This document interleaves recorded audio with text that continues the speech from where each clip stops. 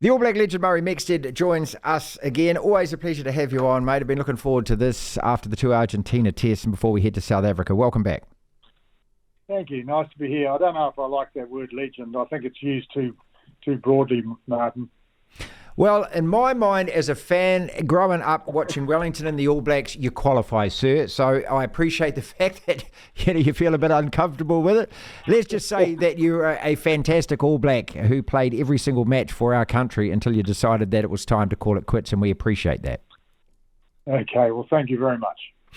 Argentina then, Mex, what do we learn out of those two tests? And let me acknowledge first and foremost that first 40 minutes at Eden Park was spectacular. Yes, indeed. But really, Martin, the jury is still out. I've been sitting waiting patiently to work out what they're doing as far as the group of selectors and coaches. Now, I mean, there's as many coaches as there are letters in the alphabet. You know. And you'd have to say that's pretty hard to manage for a head coach who's also under the pressure of performing in front of a very, very educated audience. Here in New Zealand, we love our rugby, we know our rugby, and the general man in the street understands it. And so he's under the microscope at the moment, and it's been a hard job, hasn't it? And I think that first test against Argentina was a lesson. So I'm still waiting. I haven't formed an opinion yet on whether these guys have got it under control. I have great confidence in Razor as having the ability to bring everybody together and to be fighting to the same song and performing at the best, dying for the cause, which is what you've got to be like. If you want to win test matches against the big boys, you've got to die for the cause. And I'd say that he's the best in the business at that. Whether they've got the balance right as far as selectors, whether the selectors have got a voice or too big a voice, I don't know. None of us know that. The only people who know that is Razor and the guys inside. So I think they all got a bit of a lesson. In fact, did you see Razor being interviewed after that first test? He looked bemused and confused, didn't he? He looked as though, what the hell has just happened to me? He did, didn't he? He did. I mean, I'm laughing now. I wasn't laughing when I was watching that. I was feeling bloody sorry for him because what could he say? They got bloody beaten in New Zealand. And what's more, we only won 50% of the ball. And most of that ball was stationary ball. So by the time we tried to move the ball with, a certain amount of inexperience in the inside backs, they were using a rush defence, and our backs were getting the ball and the opposition players, the Argies, at the same time. And it was a hell of a hard. They made mistakes, and of course the Argentinians got strength from that. And they thought, we can beat these guys. These guys are beatable. They started to believe, and thank goodness we knocked that belief out of them in the first 20 minutes of the second test.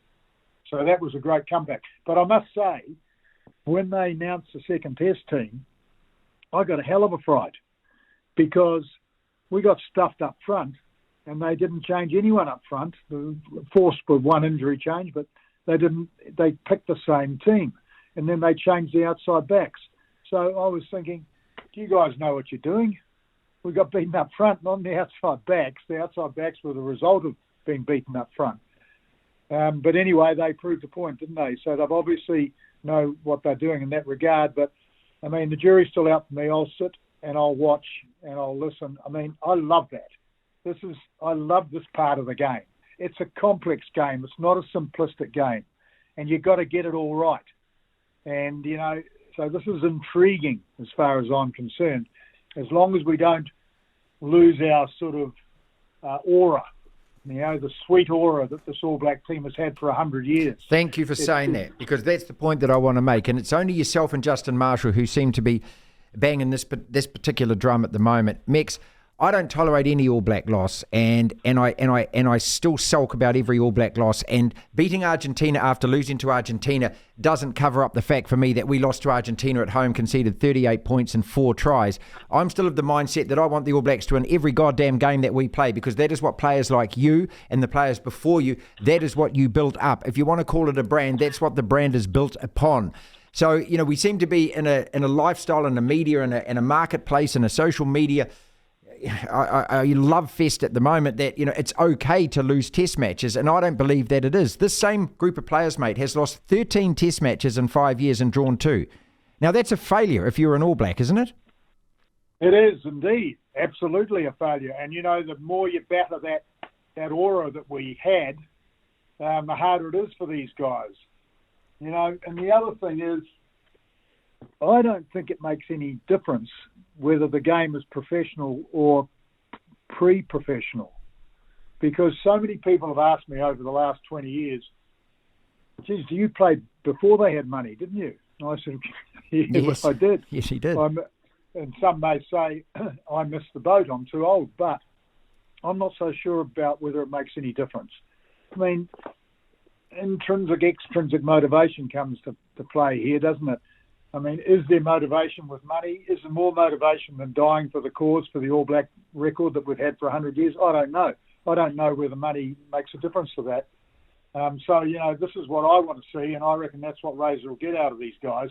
But you can't step into a test series against South Africa in South Africa unless you pick the right players.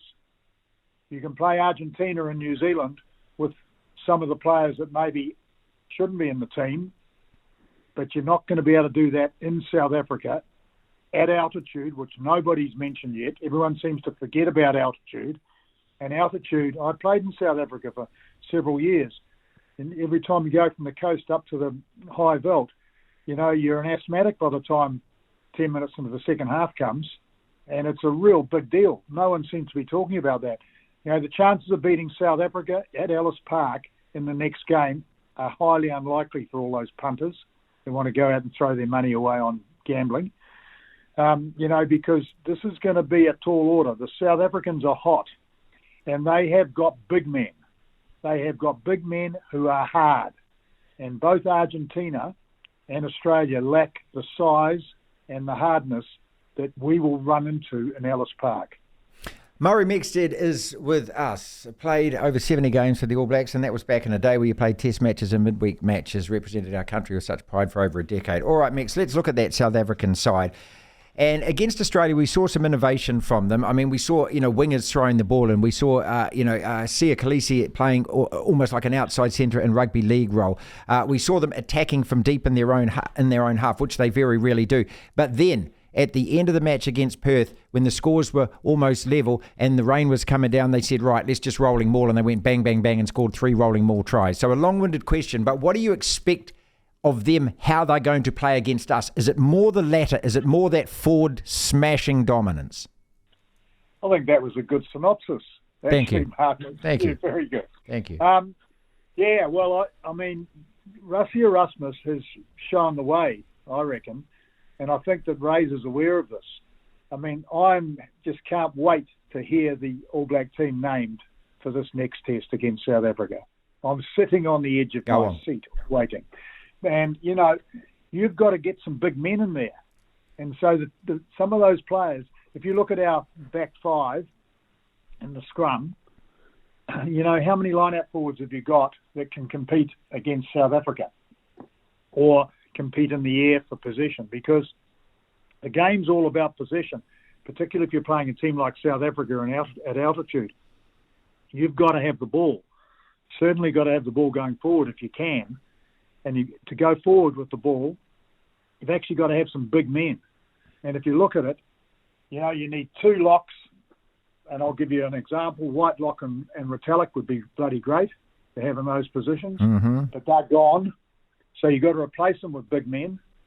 And then you've got to have somebody in the loose forward that's a Jerome Kano or taller. Steph Totoy, for example, is over 2 metres. You've got to have 3 seriously big men who are motivated and are tough. Now, I'm battling to find that in the forwards that we've got at the moment, because we've got, because we've got to have variety in our lineouts. In the first test against Argentina, our lineout was woeful. And it made me think, who is calling the lineouts and what's going on here? We couldn't win our own ball, which was terrible.